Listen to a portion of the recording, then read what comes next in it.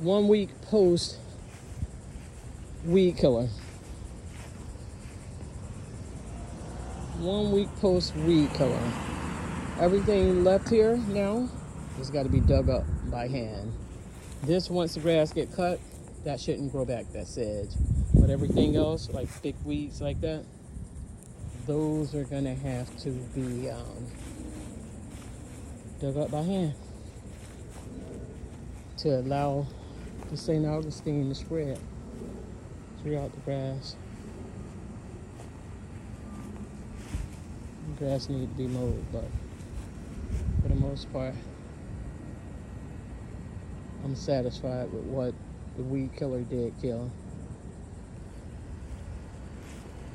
Now, within a couple of weeks, I'll come and fertilize it again